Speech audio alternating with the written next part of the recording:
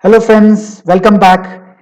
Today, I shall be talking about a topic that is very close to my heart. It is about how to manage children and, more importantly, how to manage yourself. Yes, managing children has different dimensions and many variables to it. It's a huge topic which I would not be able to cover in just one session. I would cover it in installments for my upcoming sessions.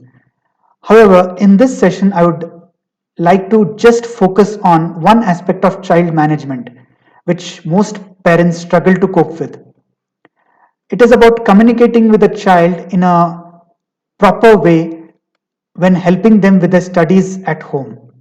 This is a very common situation which each one of us face at home. Well, if you do not face this situation and your child manages really well himself or herself, then trust me, you're very lucky.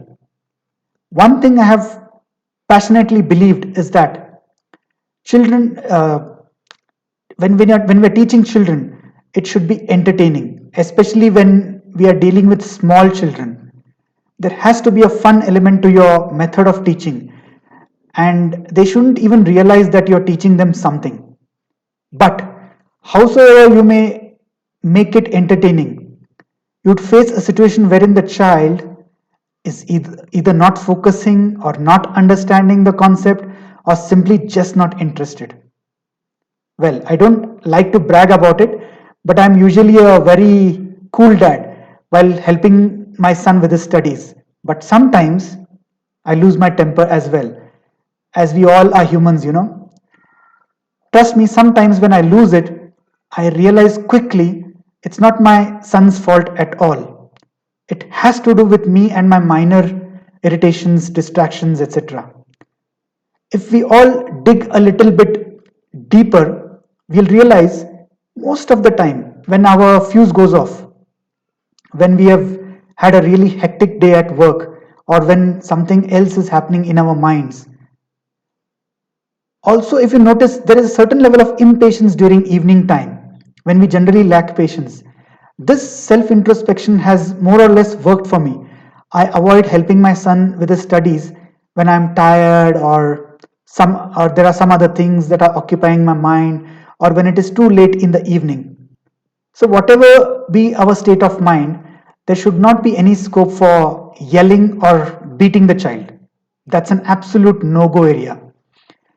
If we are yelling or beating the children just because the child is not following or understanding what we are trying to teach them, then the fault lies with us and not the child. Yes, the fault lies with us and not the child. We must stop dumping our external, frustrations on the poor child. Just imagine you getting yelled or beaten or smacked by a boss or client just because you make mistakes or you're not understanding something which they are trying to explain. Would you be okay with it? Of course not, right? Would you be okay if someone taps on your head or back when you don't understand something? No way. Then why should the children be okay with it? Just because they are your children and mostly half your size, they should bear with you? No. Plus, we should also keep in mind constantly scolding a child or beating a child will lead to behavioral and emotional issues. They get disinterested in the subject and lose confidence in themselves in the long run.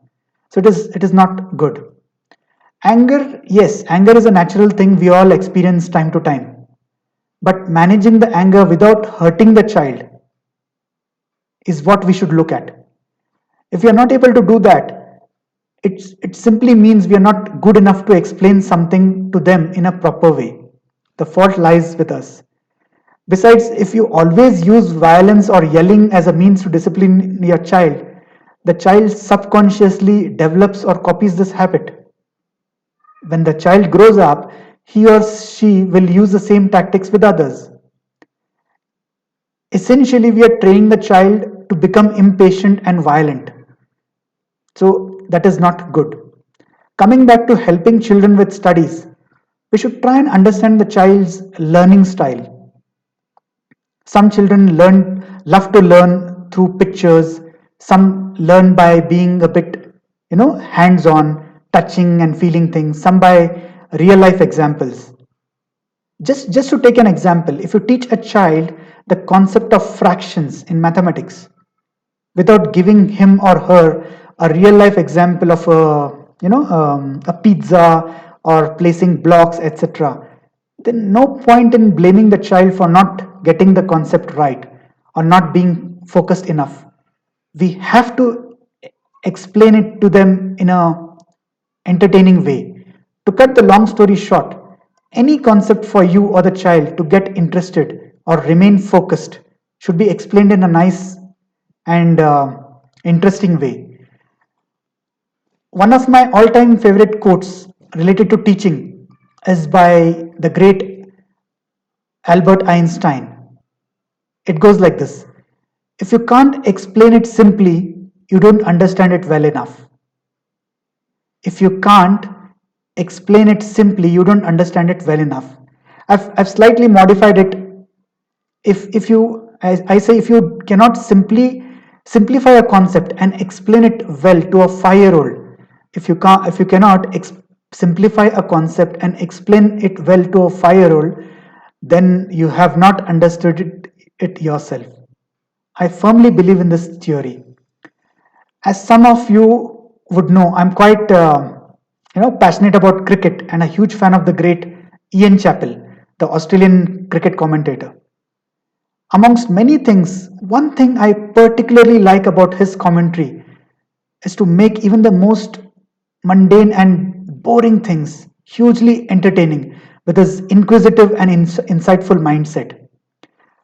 No disrespect to the teams, but even if, let's say, Afghanistan is playing against Somalia, Somalia in some godforsaken place, his minute observations and insightful commentary makes it very interesting. There is never a boring moment with Ian Chappell around. Well, with things changing rapidly in the 21st century, we as parents need to adapt to the changing conditions and try and change our teaching style a bit.